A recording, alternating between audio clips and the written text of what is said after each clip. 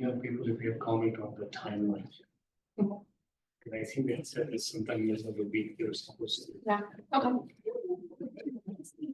And No. the name of this for the Zoom link. We only send it to selected people, we send it to.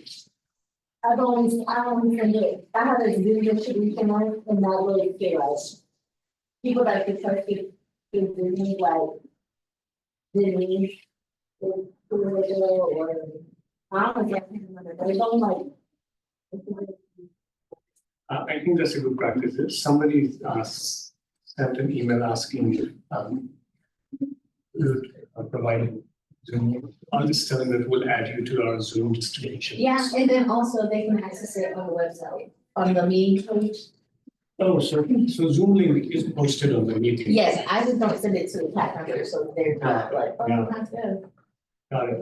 But I think I might do is forward you his email, and then you can just tell him that, this is where the link is posted each time.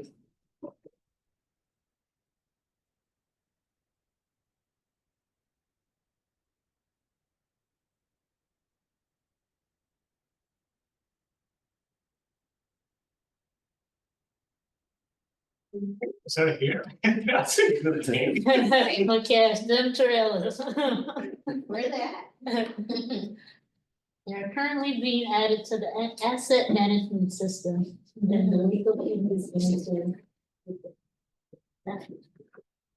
And I'm gonna become like the librarian, and if somebody in the city wants to use it, they have to check it out for me. Yeah, Arthur, once Once we they come have up this with the kind of rules. setup, What happens if they damage then it? we have to have a system for, So he's gonna work on. because it. part of the agreement And I that people will check have this to again. borrow the That's a trailer good from us. You need to have For some them to like provide thing people can data. do. So we'll have to kind of, we can't tell them what data to provide because it's already set up in the software. And so we just spits up all the data points. Yeah. And so they have to copy it and give it to us. As well. So I'm just thinking that, the next year's safety targets might have something more. Okay, yeah, cause we can like get the longitude latitude of the location and then get that data and attach it to a GIS file. So how many people were speeding, by how much? That's but It'll be cool, So we still can test it out. again, I said, can we still test it out? right, oh, yeah. run past it, see if we can get the, Yeah, Sorry. not by how much. I mean, I think it'll be a cool video to promote in the cities. Can have a race. Yeah. Staff race, checking out the trailer.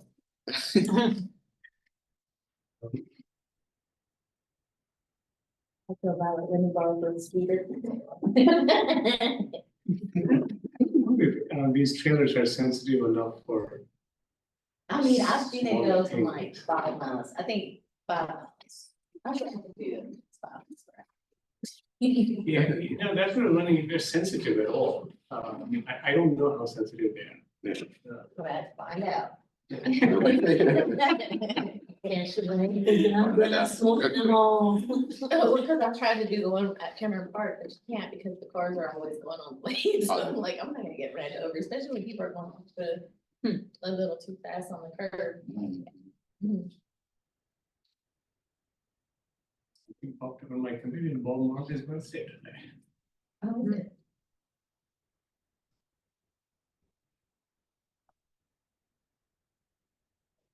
The anniversary of Kobe's plane crash already passed? Cause I knew it was in February, okay. Oh, I say it did. Wednesday? You said it was on Wednesday or? No, I said, I think I saw something on, Oh, okay. one of Adrian's cousins, he does the wrapping for the city buses and stuff. Mhm. And they had to remove all of the wrapping because they all had the Luca, from the Mavs. All from the map. They had to do all of that in like a night, so that he had to stay overtime to get it all removed, and redone because they had him on all the buses. Dang. Sucks, but that bank account gonna jingle though, Right. that overtime. That's when you be like, it sucked, but it was worth it. Yeah, we just found out on Monday, they just got married and, they gonna have a baby and it's a boy. Okay. Yeah, I was like, see, I knew something, so I told them I had a 3 month that someone was pregnant and I told them on Thanksgiving, it should have. That's what happened. You shouldn't have told me about the stunts. Seems that played out. Oh. Right, I should have waited. Bring Should have waited on the Monday, no.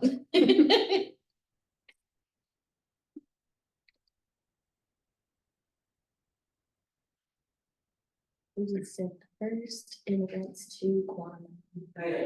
See how that turned out. I don't know, there's some fishy going on. It makes-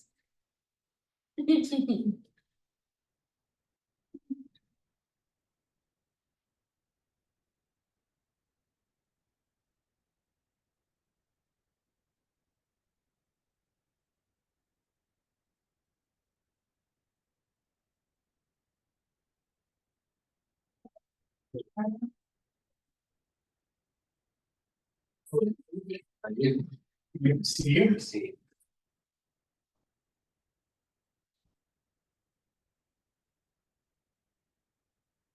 We decided to go ahead and move to the safety action task force. I saw that,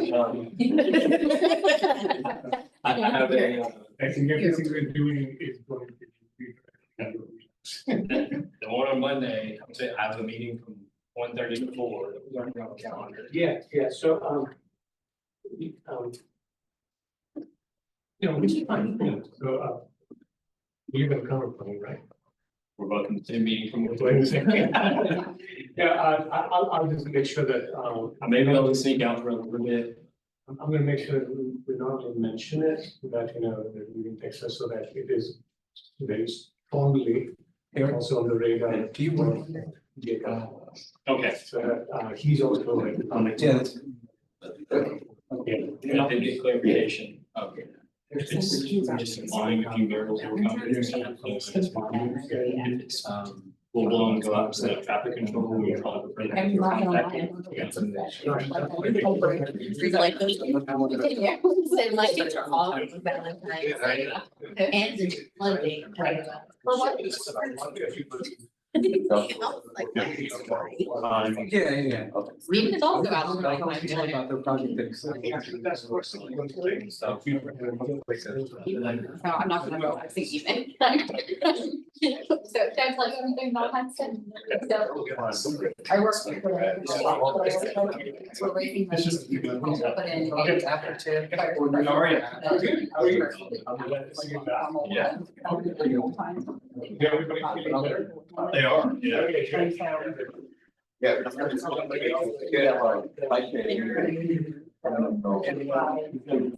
Planning on having that.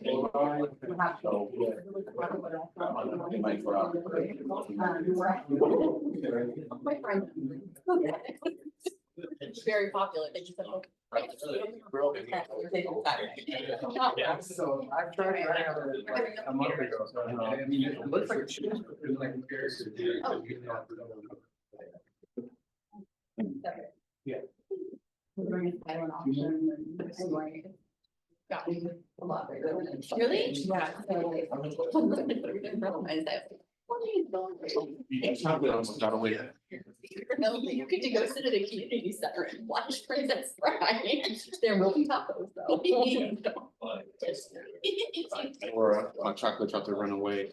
It was on the ground. I don't know. No, I'm glad you caught it. Yeah, you can eat it, cause somebody's gonna steal.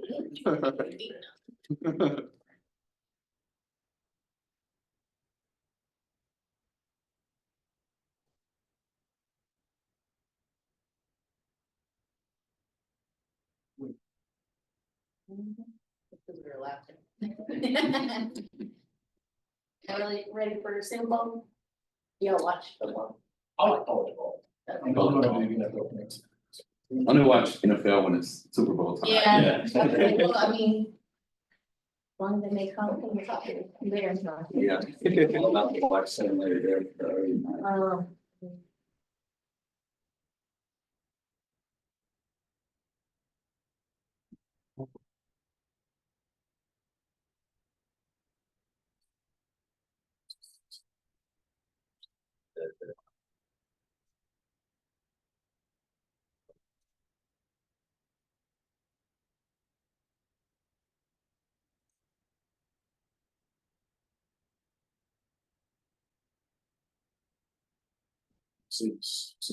That's one. I didn't say anything. No, I know who did. Stan did. Yeah, the projection. Closer out to. Oh, I was sure. We were talking about.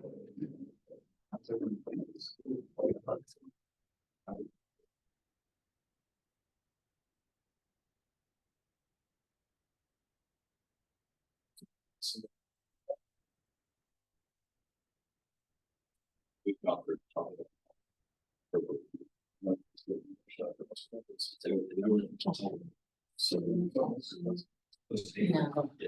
All she said is, okay, it's all of it. One more. All of it. I think she says it after she thinks, right? They're just processing, like a pulse. Yeah. No, mine is very okay. I'm not complaining, But I think it's just her. especially like if like my phone is not on silent and just like. I was just looking at my laptop, it's the laptop. Some of that's. We've got some categories. So. Yeah, I know how that, police and people. I saw that you. Same. Yeah, it's positive. Wait. I don't Wait, know. together, so you. But I know they held some shoes this morning. that- Can we just? This is your episode. I saw it on the- Yeah. 10.5%. We give.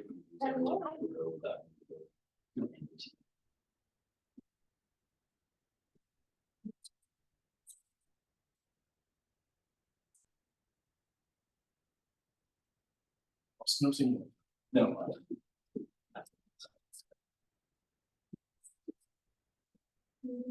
Here,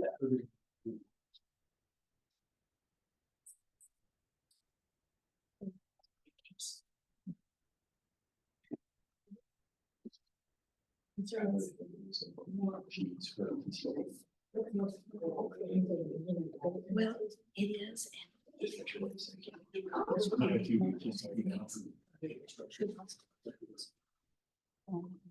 We're trying to keep. I think it's necessary.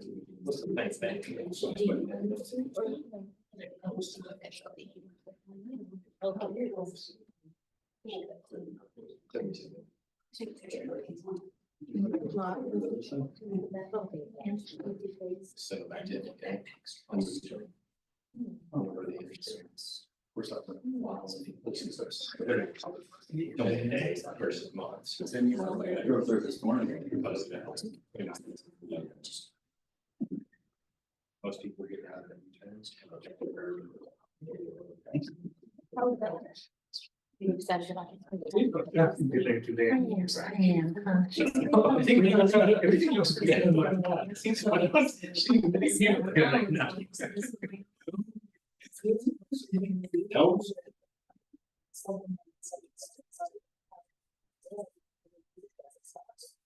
Sounds like, oh, she's like, yeah, I didn't sleep well. That's not good. She's like, can you check the computer? So I go check the phone and stuff. I said 72. When I read it was like 78, I said, think I don't know. Yeah. But she's been, she's been. I told my mom, I think it's just one of the things that she can't function straight, but. 6 o'clock. Yeah. Because I was driving and. Yeah. I said, just say don't have any more. And she was telling me so. And I said, you know, you tell me about the people at work that's been said and how we've been talking about the stuff. I think it's just like going on and if it's. And I said, I think we just- you probably- I think it's just slowly down. It's the way Secret Service. and precaution. Yeah, when do you go to Austin? Tomorrow. I I just yeah, I check didn't it call out. yesterday. They're gonna ask for a late start, which we expected. And take them back. home. I'm Yeah, so I said, well, just stay home today. And then they get a big coordinated. Just here. We're gonna do some of that. I said, you gotta leave. Yeah, well, that one says 2:32, but. But I think it's just one of the things that, That's case. I think if you go through. Oh, it's gonna get Then you're gonna get something, so. Yeah, that's what I said. Just like, Monsters. Yes, I think it's just one of the things that she called me, she's like, I'm just. He's already talking about like champagne, Oh, no. about potentially getting a bigger lay down here. Potentially gas. Prefer to do it offsite. Yeah, it's Timing. Yeah, I was just like, but she has allergies really bad, and so we did not, usually every year if she gets sick. Just us. Yes, sir. We may have to do that, so you can change it. Or something around her birthday.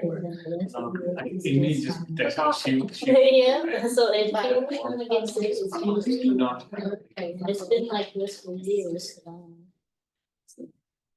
I think she'll be okay. Then I think when she see her cousins, which is really like the brothers, they do like to it's gonna put all that in her mind. Yeah. So for the policy board, so we can't, express our support, but, Yeah. What? Official. So I'm the not. official board, the policy board meeting was just. I can come back on Sunday for the dinner. So, You're paying for it. yeah. I'm actually taking her, cause I gotta take the present and see other stuff, and she's gonna use the room, so I can get her tomorrow. Yes, ma'am. Put it in her names to do the check, you know. I will meet her this evening and get her the message, so.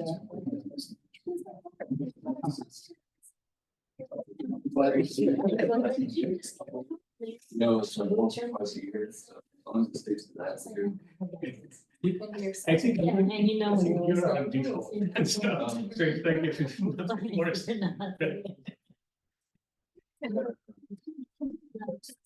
About that. Wait and see everybody else. It's 1:35. We do have a short agenda, so it shouldn't take. So if you want to do it, 5 more minutes. Gotta Yeah. drive back up and see my kids. Right. But I think I'm going to crash at airports, because Monday I have to take them to the airport. But the hotel checkers at 11. I was like, it's really just to go. Just to take them to the airport. So I'm gonna tell her, I'm just gonna stay instead of going, since I don't have to come. You need to figure out. Yeah, it's a lot of driving. And I think it's gonna be real. It's not really, it's because So the costumes. like, we're excited for her because she got. One bridge is actually, imagine it on. It's close enough. I don't think I even know. What's the difference? Can we build it a certain way? It's more complex than what we're used to excavating. So she has no idea. She has, so I told my mom. Lost big. She's just putting out like. And then you gotta go to water, so it just drives it. Surprise, right?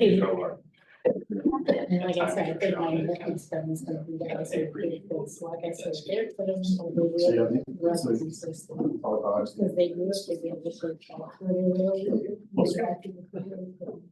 Right. Yeah. Because that's the part which, when we do the PPP amendment, that's the kind of stuff you can track of, you can track about this, so that you can specify that. And the youngest is My sister and the son, they'll be 21 in March, Ashley will be 22 now. And so they're really. Sorry. I'm excited. Even though I'm not invited. That's my favorite part.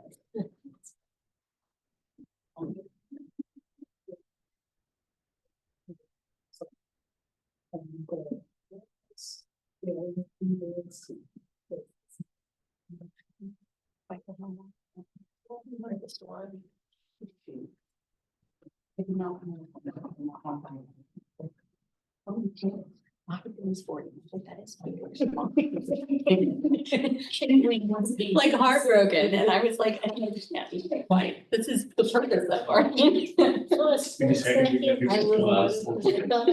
do Sorry. Somehow it's not on the camera there. Gonna probably get to that point. I don't want to do it. I was looking at it. I think maybe we do need to figure out a way to And send the like, calendar invite. I don't know.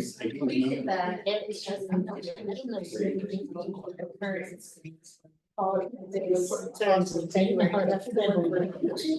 Take off. That's good. That's what I'm thinking, is like if it is not. Maybe I expired. Maybe your email isn't updated. No, It's because updated. it was last year, Email. last time, right? Okay. So I'm thinking these are their current. Cause you can only do a certain amount. Okay. Yeah, so maybe we do need to, because I think that's, yeah. Yeah, because the last email I got was from Nora on the 13th for the Safety Action Task Force. You should have received one on the 28th. I did not have a meeting invite for this, that big while, yeah, is that what y'all were talking about? Yeah, that's, yeah, that's Same the thing. guy sent me a text, I was like, what? I got the email with the agenda. Yeah. Back. Yeah, we'll make sure it gets out. I didn't get any of it, so I can get. Including. Of course, yes.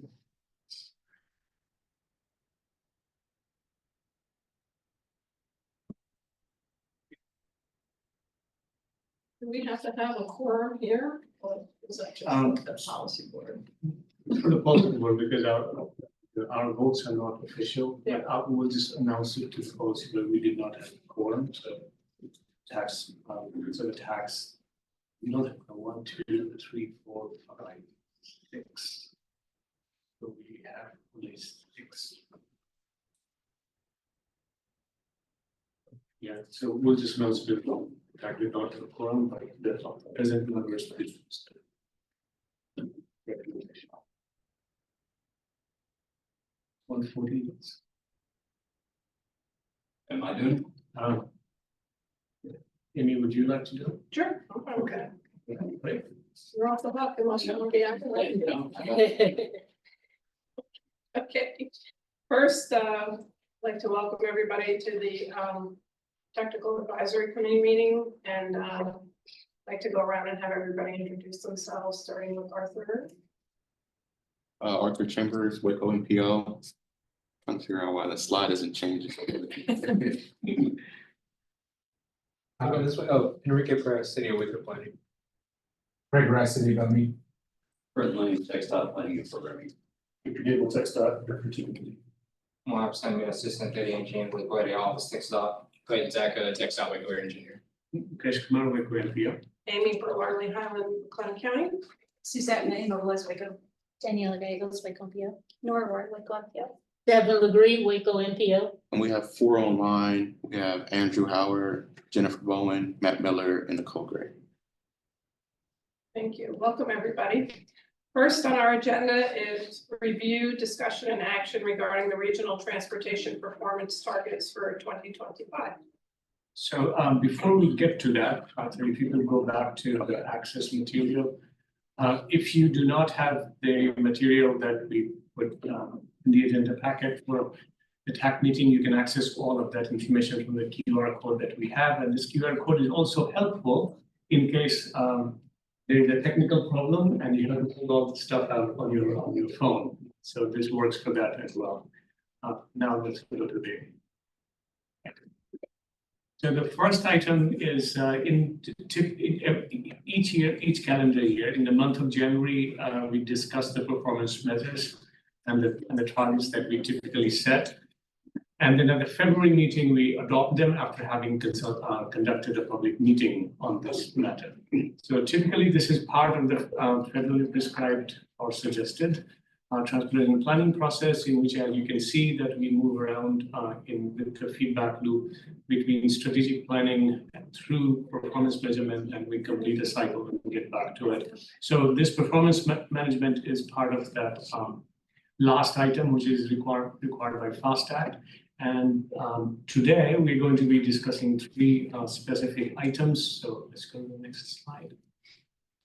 And all of it has to deal with trying to figure out how well our transport infrastructure is performing.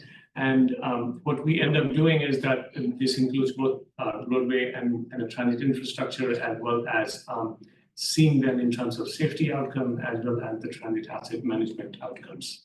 And this also then has to translate into the kind of investment strategy that we need to be making in order to improve on these targets. Next slide.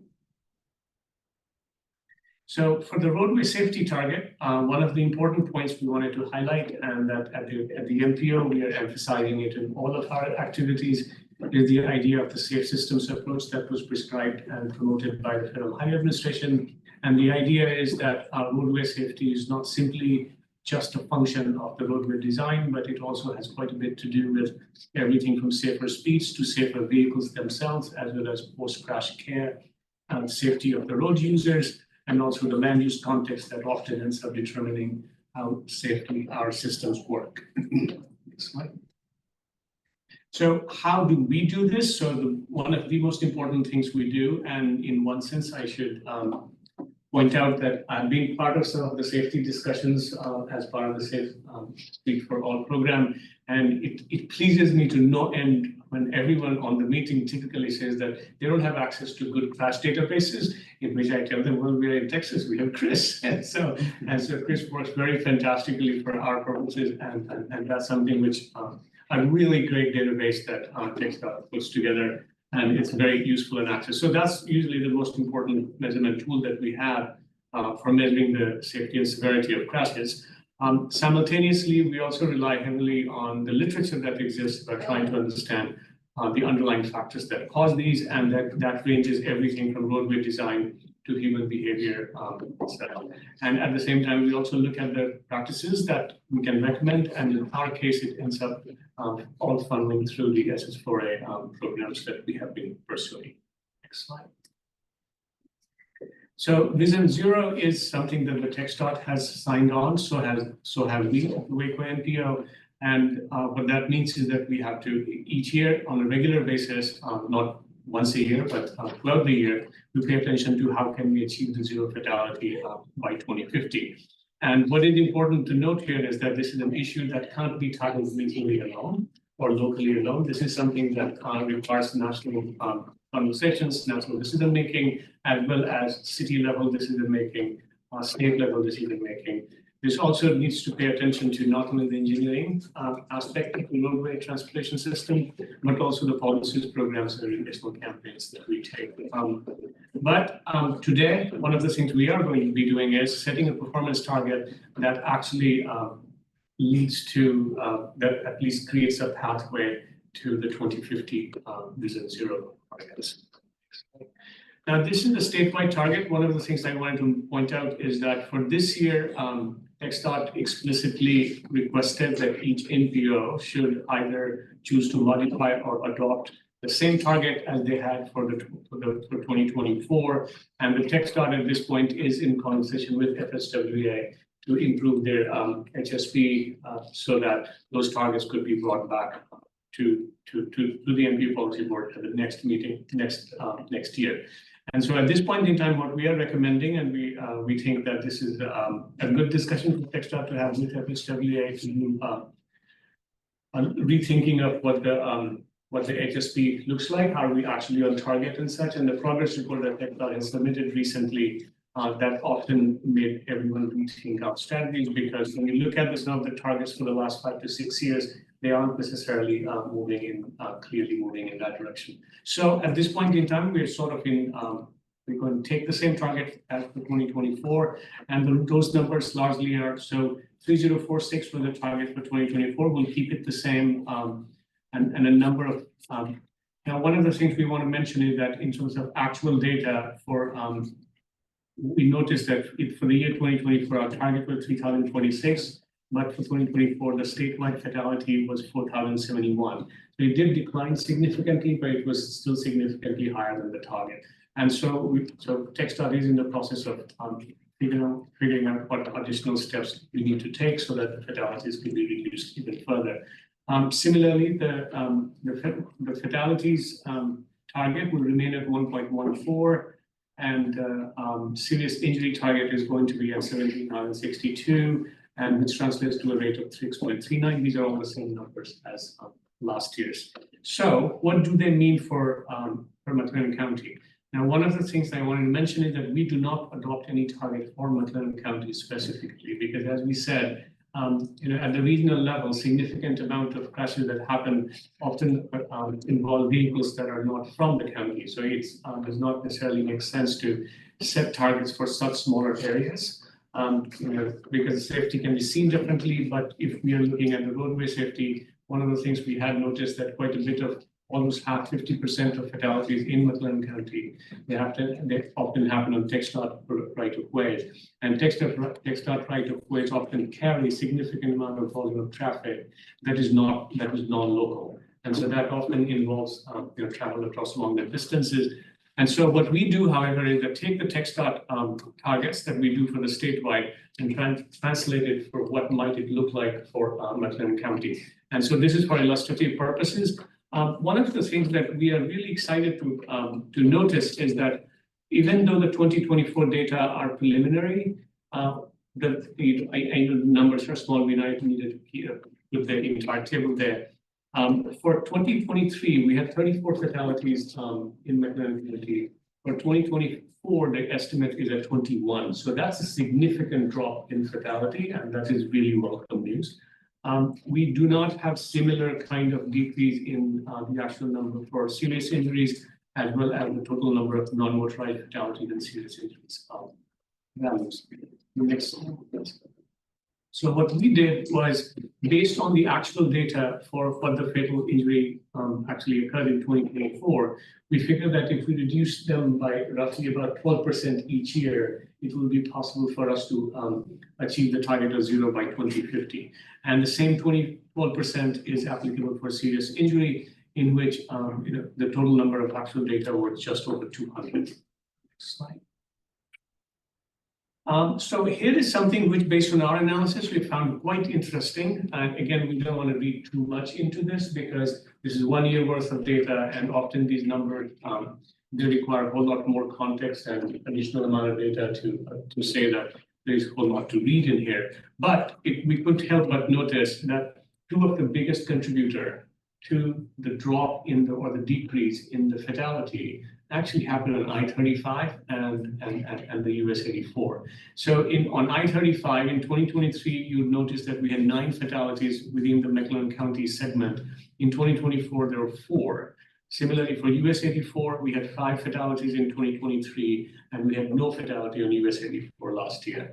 And so quite a bit of it, again, we don't necessarily want to read too much into it, but in 2023, majority of those US 84 fatalities actually happened in the city of Belle Meade.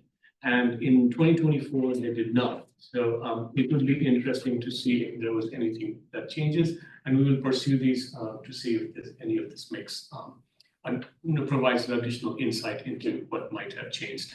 We also looked at the workplace-related, work zone-related accidents on I-35 because we were speculating if it is possible that I-35 4B was completed. That might have something to do with it, but the work zone accident rates actually did not change, and in fact, these fatalities were largely related to non-work zone related spaces. So it'll be interesting. We'll pursue this, but these are the 2 very important data points that jumped out as we were compiling these data for the area, that most of the decrease in fatality are actually attributable to what happened in US 84 and I-35.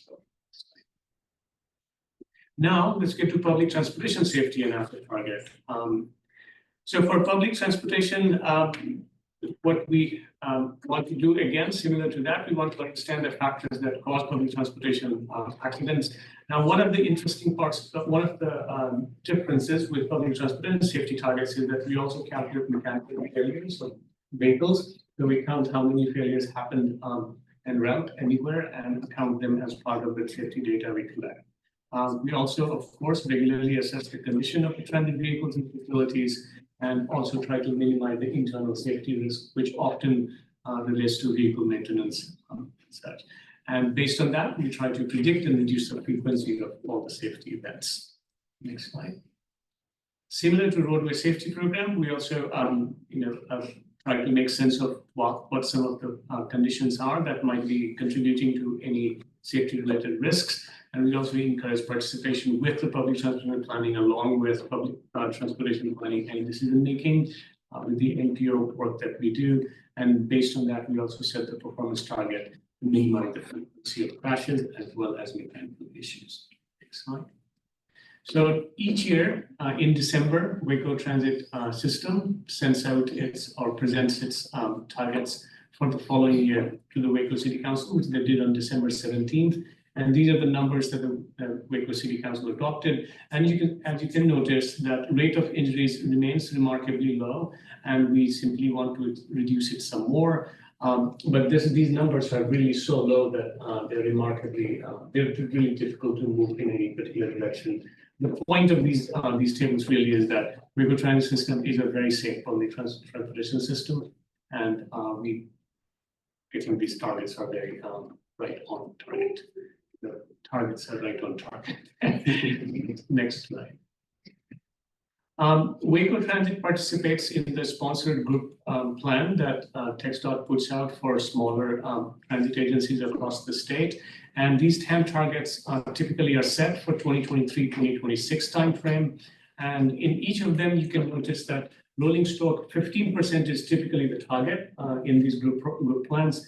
And what we are expecting is that 15% of the fleet assets, the buses, they should not be operating beyond their useful life benchmark. Similarly, equipment that we're using throughout the facilities, no more than 15% can be past the useful life benchmark. And facilities that are, and so transit economic requirement measure is what we are measuring it. And so 1 through 5 is the measurement scale we use. And no more than 15% of facilities, that's basically the building we're in Waco Transit, can be operating at a rating below 3.0. So Waco Transit participates in that group sponsored plan, which also provides the replacement schedule so that we maintain the 15% target for the area. And from the group sponsored plan, the targets are listed on page 6, but targets are all that 15% is the target. And we think that it's a very reasonable target for any transit agency to keep. So what we're doing is that our time frame for solicitation of public comment began on January 29th. It ends tomorrow. Comments can be submitted online. No public comments have been received as of this meeting. We had our public informational meeting on February 3rd at 5 p.m. Today you are reviewing and making recommendation, and the policy board will do the public hearing and take action on these on February 20th.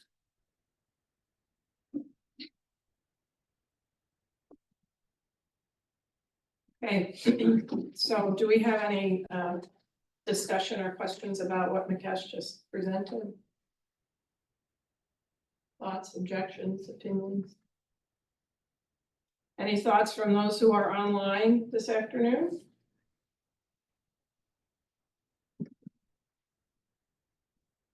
See no comments. Okay, so we're looking for a recommendation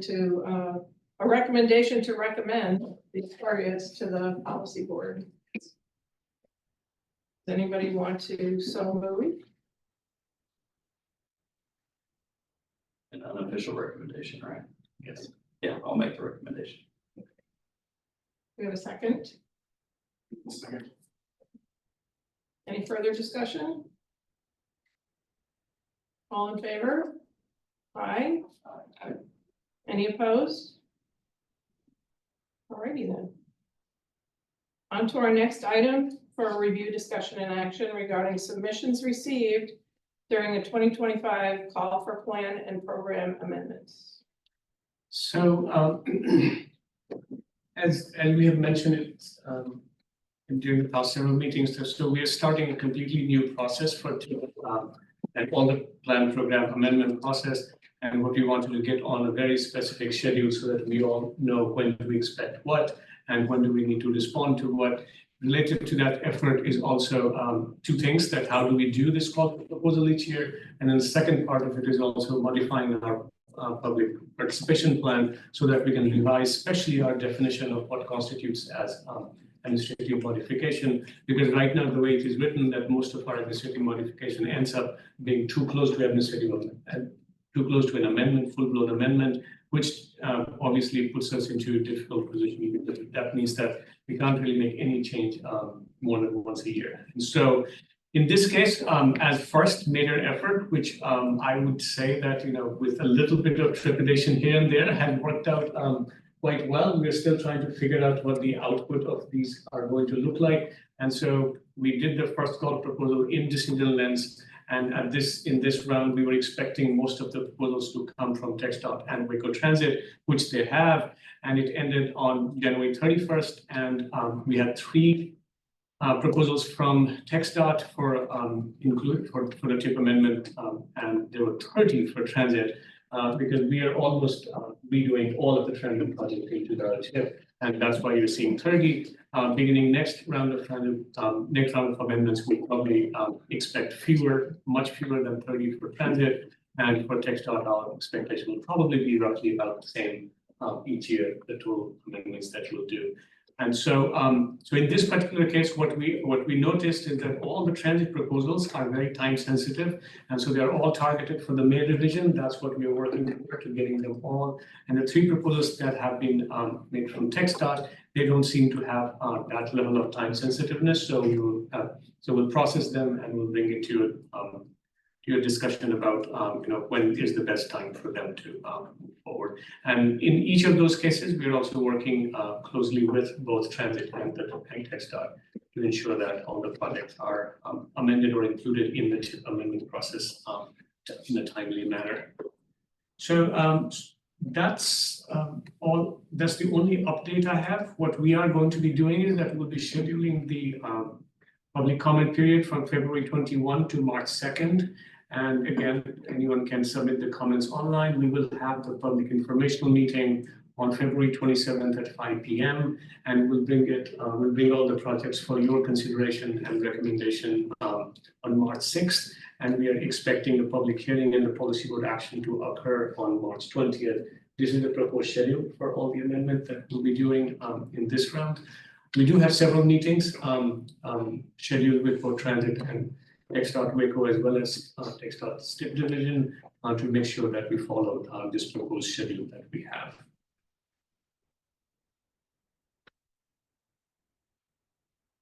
Any discussion or questions from in-house or out in the Ethernet?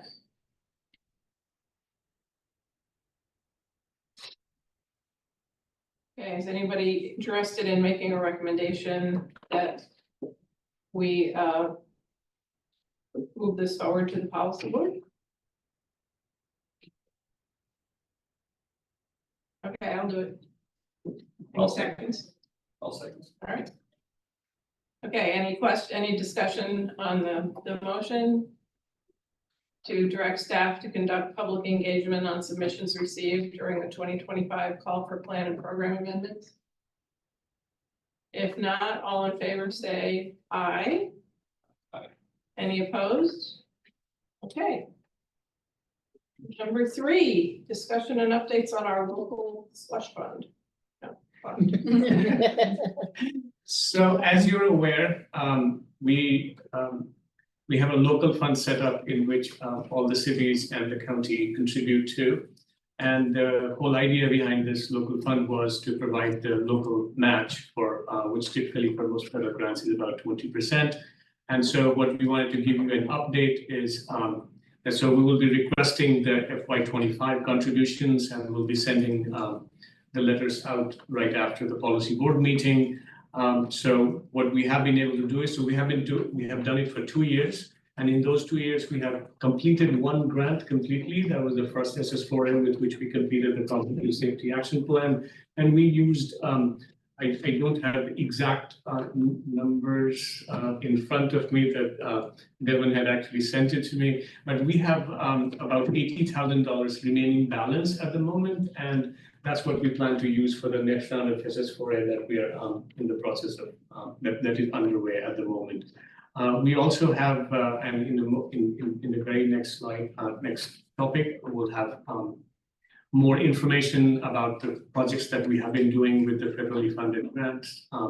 And so we can provide more discussion on that. However, what we have been doing is that local fund has been tremendously helpful. In fact, as we mentioned at the policy board in the last meeting, that without the access to these local funds, we would not have been nearly as successful with discretionary grant programs as we have been. These $200,000 in the last 2 years have effectively translated into a little over $8 million in federal funding. And so no matter how we look at it, this is probably one of the best investment we have been able to make. And so we are super excited and thrilled and grateful simultaneously that we have access to this, with which we have been able to do. Okay, anybody have any questions, or is there any discussion about the local fund? Time for all of us to pony up and support the process. Okay, the next item on our agenda is updates on our current grants, SS4A, RAISE, and SMART. So beginning next meeting, you will see a slightly different kind of update, because in these ones we have been updating you what the grants are, but now we have been awarded all of these grants. One of the grants that is not listed here is the FY 2022 SS4A demonstration project that we have already completed with the Comprehensive Safety Action Plan. We had 2 more that we have been awarded, FY 2023 demonstration project grant, in which we have, as we mentioned at the last meeting, after going through an RFQ, we selected Tool Design Inc. to, and we are in the contract negotiation and this with them. And this will be on the agenda for Waco City Council for February 18th. And soon after that, we expect to complete the contract and then move forward with that. We've had $1.2 million in federal funding for 6 projects across cities of Waco, Hewitt, and Belmead. Actually, Robinson is not listed there, and one in Robinson as well. So those are the projects in there. And the FY 2024, we have not executed the grant with Federal Higher Administration yet. And this is a supplemental planning grant in which we were awarded $800,000 in federal monies to complete a sign inventory and demonstration projects related to that. We are working on completing the grant agreement. It will be a few months before we execute that grant for 2024 SS4A. For FY 2023, we are gearing up to issue an RFQ, and so please be on the lookout for that. We are the thing we wanted to mention about the RAISE grant is that underlying expectation with the RAISE grant is that this was a planning grant. We complete this with some very small minor demonstration projects, but the expectation is that we'll also complete full PSNE as part of this. And immediately after completing this, we'll apply for a construction grant with RAISE based on the outcome of this particular grant for actually completing the whole corridor from Taylor at I-35 to Franklin to Spur 298, 284 onto Ritchie Road. So that's the expectation for that area. We also received the SMART grant this year, and it's $1.44 million for prioritization of multimodal access. And this is largely, most of the area is in and around downtown and includes access to Baylor campus between Baylor and downtown. One of the big ideas that behind the smart grant was that as part of the I-35 4B project, significant improvements were made on 4th, 5th, University Park, 11th, 12th Street, and we wanted to make sure that we wanted to figure out how technology can enhance that connectivity even more than what had already been done. And not only measure that, but also measure its impact on the businesses, whether it has truly improved the experience or not. There are a few other modules and the case studies that we'll be doing, and that a small portion of it will also relate to pedestrian experience in downtown and also ensuring that for the transit. So most of you notice that in the morning, the transit leaves this area takes 8th Street and goes north, and it typically hits 3 red lights, and normally there are 8 vehicles that go through those three red lights, and after that they fan out to cover their spaces.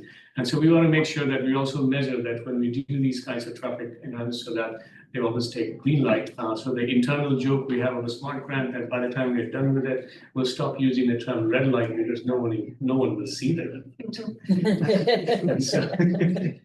light. So we're trying to figure this out. This is very exciting because in many ways, what we have been thinking about is that each intersection can truly work as its own decision-making unit, so that we are not only reliant on what happens in a corridor with the synchronized traffic lights, but we can in fact treat these more of a nested system whereby you have each intersection as its own decision-making unit that then gets covered with a larger decision-making. So if the downtown area, for instance, might want to prioritize pedestrian and transit a little more than others.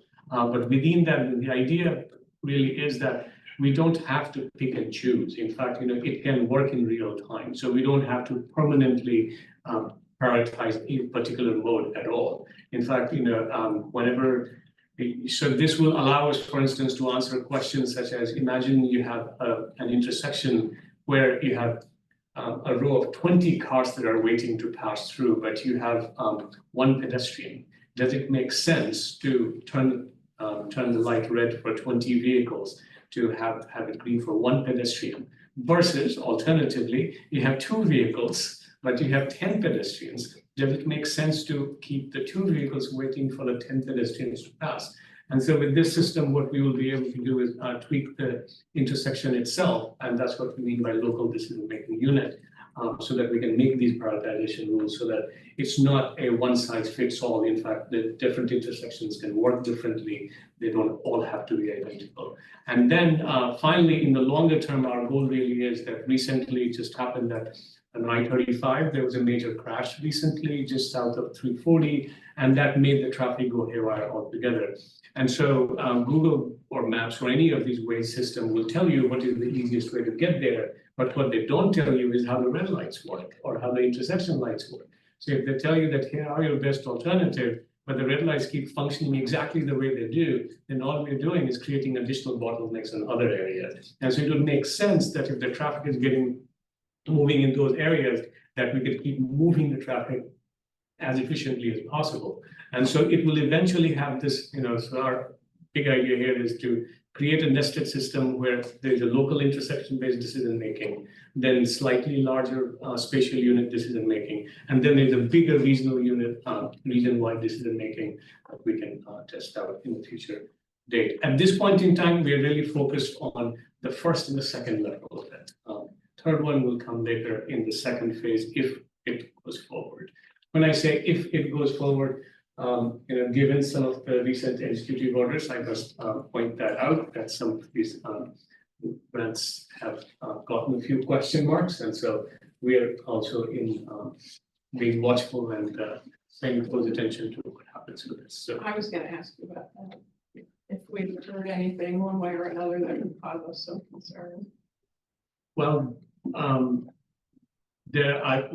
we did spend some time reading through the memo that was sent. And we did identify all the US DOT programs that were flagged in that memo. And it was a very long memo, and our Smart Grant was one of the programs that was flagged. So the rest of them were not. So we're assuming that, but we're all in the wait and see mode, and we're waiting to see what happens with these But while we wait for that, there's no reason, when we have prioritized safety, we're beginning to see the preliminary results of what some of the efforts have been. So I don't see any reason why we can not keep going forward. If there is bad news that hits us at some point in time, if it does, then we'll deal with it at that point in time. Any other questions for Mukesh on this report? Okay, moving on to the Tech Dot Show. Go ahead and kick it off. Okay. So, this slide should say, upcoming projects, not current projects, but it's very close, so. In US 84, we have, two upcoming projects, one from the 299 to State Highway 31, around 6 miles. It's basically, pavement repair and mineral overlay. This project should start on February the 24th, and it's gonna last for 15 months. Next slide, please. The next project is gonna take from the loop 396 to business 77. It's the same kind of project that rehab existing roadway and bridge repair. This is scheduled to start on March 16th and gonna last for scheduled to be for 9 months. Next slide. State Highway 31. We still working on the extending culverts on FM 2311. As well as we continue embankment for State Highway 31 for the bridge. Oopsie. Interstate, we touched on it last month, looking to start work on February 24th. Right there at that 4-year time frame, so anticipate completion in early 29. Meeting with the contractor. The initial work will primarily be along the frontage road, just the utility work, some detour pavement, that kind of stuff going on. And then the kind of major mainline impacts start this summer. As we get closer to have specific dates, we'll share that. Next slide is just a recap of our public information and outreach efforts. So we've got our website, email address here.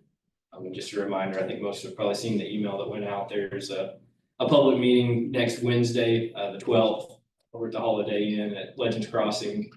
The time was 5 to 7, but we kind of come and go with role plots. So there'll be project team members there to answer specific questions.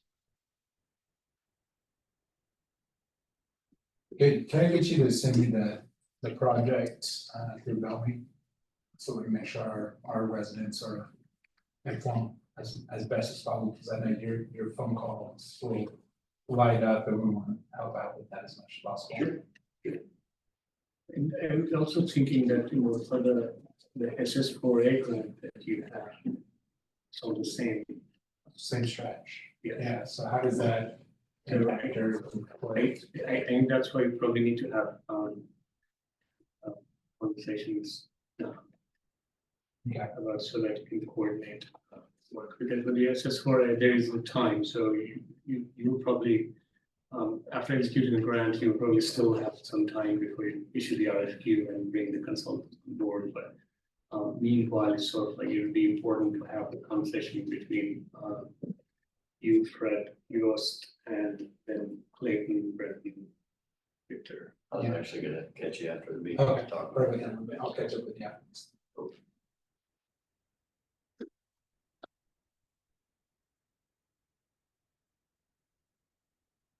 We have sent out the I-35, I think you just sent it out today, this morning for the meeting to the stakeholders, so. Okay, the one next Wednesday. Yeah.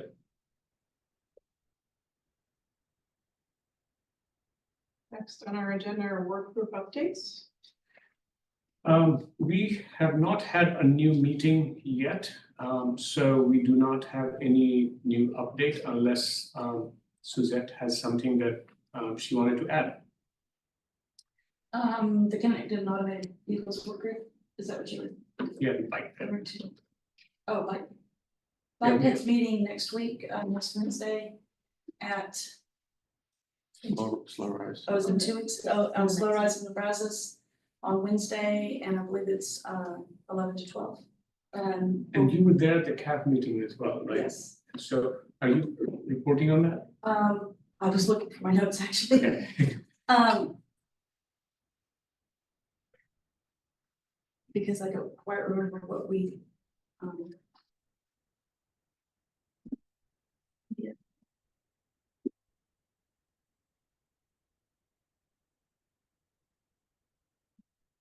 So we met. It was in January 17th, was it? I don't have my date on here. We met in January at Around the World Bakery. There were no significant comments received on the white paper, so it will be included in the ATP as an appendix. We discussed the SMART grant with representatives of TNL. And then FHWA FHWA denied our request for sole source procurement to hire the Center for Transportation Research at UT Austin. So we're currently drafting a new RFQ for competitive procurement, and we'll be moving forward soon on that. There were no new updates regarding the NEVI and CFI grants. And there were no new updates regarding the NCT COG hydrogen fuel corridors. However, the city of Waco is looking at how best to address alternatives to move forward with that. The next meeting is April 16th, the locations to be determined, and I think that was it. Was that Thank it? you. Yes. Okay. Yeah. Thank you. One of the questions we had was, so we're excited that we are starting the citizen participation work group, and the idea was that how can we improve that work group can hopefully allow us to make our outreach and connection to the community even better than what it is. So from March 19th, we're going to meet, and we'll be sending out the information on when, where, and so if you would like to attend, by all means, please do. And we're also in the very preliminary stage of thinking of bringing the mobility, land use, and transportation work group.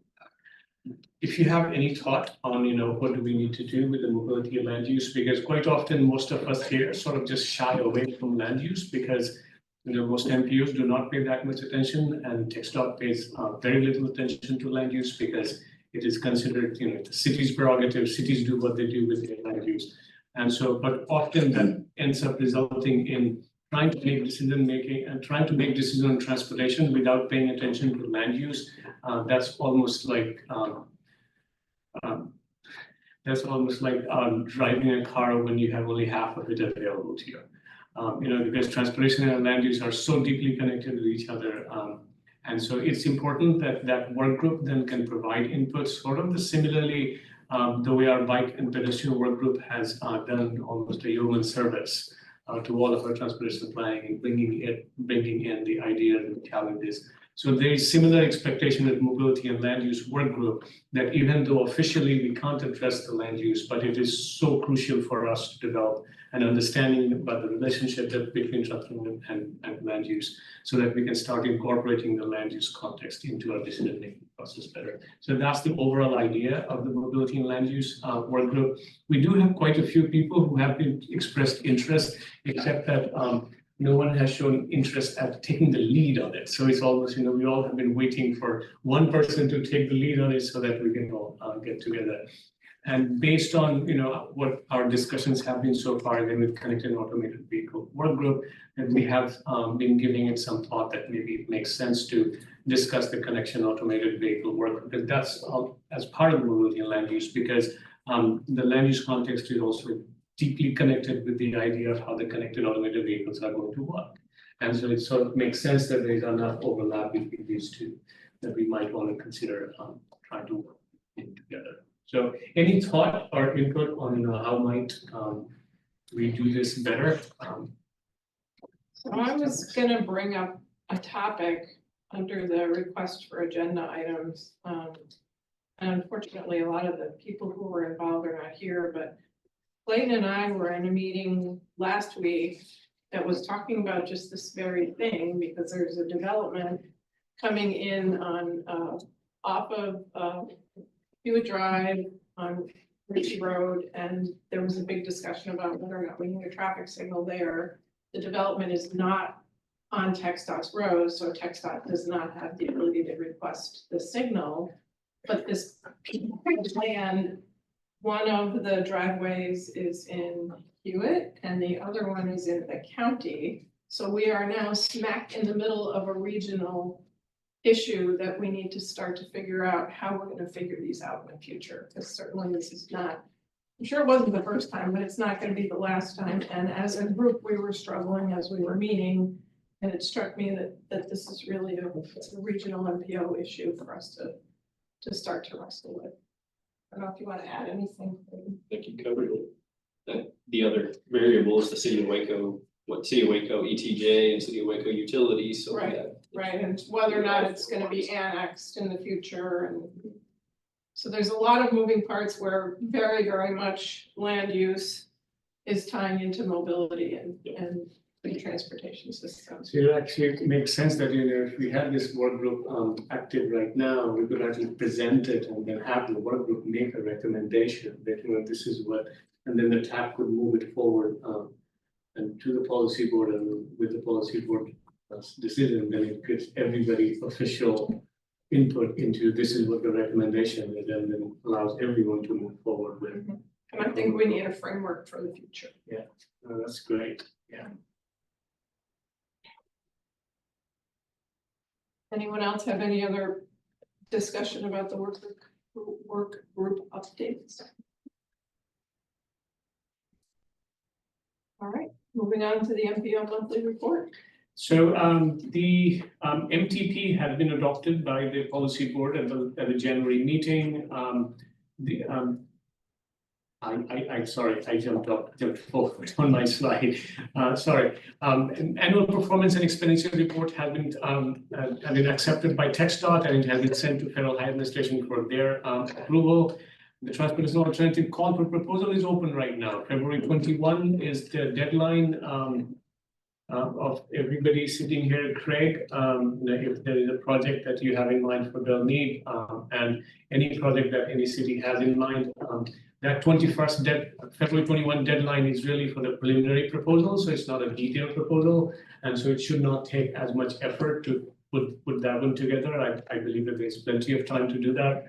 And so please do consider whatever TA project that you might have submitting it. It's a two-step process. So once this is approved, at that point in time, TxDOT then declares eligibility or ineligibility. And if the project is eligible, then TxDOT requests a detailed submission, and which has a further deadline after that. So please do consider it. TA projects we have been very fortunate to have received quite a few TA projects in Midland counties several times, and so it has worked out well for us. And so let's continue that good work. We are going to be discussing Happy City. The exact date will be decided February 19th. We hope you can join us. It's a really fabulous book to read. There's little jargonistic about it. It's written by a journalist who simply spent quite a bit of time in different parts of the world and wrote this paper how to make people happy with the kind of city design you have. And so it's a really fun book to read. So if you can join us, please do join us. We'll send out the meeting date and location after our February 19th Bike Network group meeting. And any suggestion for any future book that you might want, by all means, please tell us so that we can put it for our next discussion. Going back to the project call, what depth or detail is needed for a city to submit? At this point in time, it's just the name of the project scope. There's no detailed design, there's no cost estimate, detailed cost estimate. Brian from City McGregor and I have been talking about a couple things on this direction. Right. Some pedestrian improvements on 317. Yes. To the extent we know, so far, Brian has expressed interest several times in the TA, and he's having discussion with you as well. And from City of Waco, also, we have been alerted that there may be at least one TA submission going, but that's the information we have so far. I do believe there's limited to 2 applications this year per entity. Okay.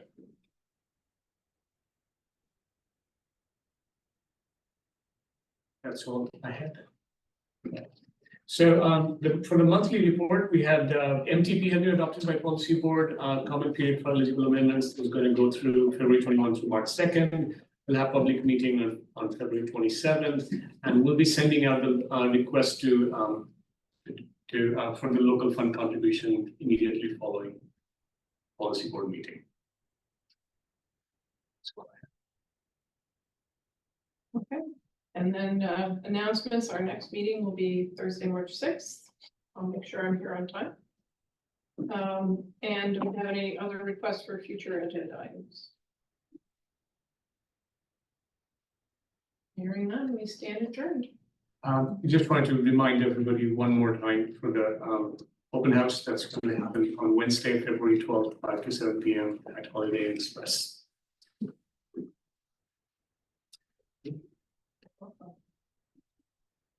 You sent everyone a calendar invite. I saw that. Kind of expected somebody to bust through the door as soon as you said that. Right. Thank you.